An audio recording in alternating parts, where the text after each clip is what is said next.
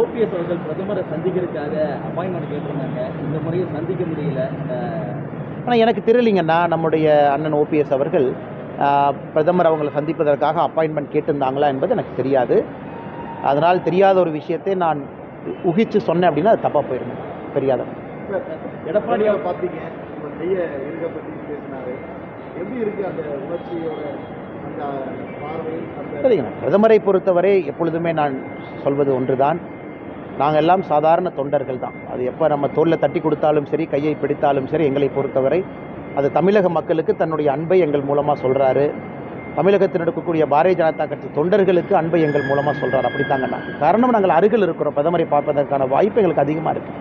தொண்டர்கள் கொஞ்சம் தூரத்தில் இருக்கிறாங்க. மேடைக்கு பக்கத்தில் அமர்வதற்கான வாய்ப்பு தொண்டர்களுக்கு இல்லை. காரணம், பாதுகாப்பு காரணங்களுக்காக.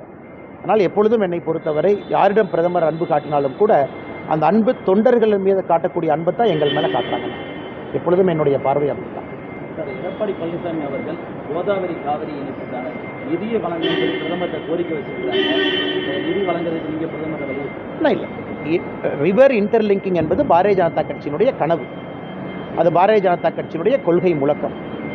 எப்படி ஒரு ஆட்சி காலத்திலும் கூட நம்ம 2014 மூன்றாவது 5 இயர் பிளாக்ல இருக்கிறோம். 5 வருஷத்தை முடிச்சுட்டு 3வது 5 வருஷம் எப்படி படிப்படியாக ஒன்றொன்றையும் நாம் செய்து கொண்டு வருகின்றோமோ, இந்த நதிநீர் இணைப்பு என்பது பாரதிய ஜனதா கட்சி நிச்சயமாக நடத்தி காட்டிய தீரும். அதில் எந்த மாற்று கருத்தும் இல்லைங்க. அதற்கு இருக்கக்கூடிய பொருட்செலவு நம்ம எல்லோருக்குமே தெரியும். என்விரான்மெண்டல் கிளியரன்ஸ் எல்லாம் எங்கேயும் கூட பாரதிய ஜனதா கட்சி நதிநீரை இணைக்க மாட்டோம் என்று சொல்லியதில்லை. எல்லா இடத்துலையும் இணைப்போம் தான் சொல்கிறோம். அந்த நதிநீர் இணைப்பில் மிக முக்கியமாக கோதாவரி, காவேரி இதனுடைய இணைப்பு மிக முக்கியமாக இருக்கும். ஏன்னா கேஞ்சஸ் ரிவர் தான் மெயின் ரிவர். அதனுடைய தண்ணீரை தான் திருப்பி நம்முடைய பகுதி கொண்டு வரணும். அதை ஒரு லிங்க் லிவராக இணைச்சிக்கிட்டே வரணும். இன்றைக்கி ஒரு பக்கம் பார்த்திங்கன்னா, குறிப்பாக நார்தன் பார்ட் ஆஃப் இந்தியாவில் ஒரு ஆண்டும் வரக்கூடிய வெள்ளப்பெருக்குனால 2.5 லட்சம் கோடி ரூபாய் மக்களுக்கு பொருளாதார இழப்பு ஏற்படுது. 2.5 lakh crore.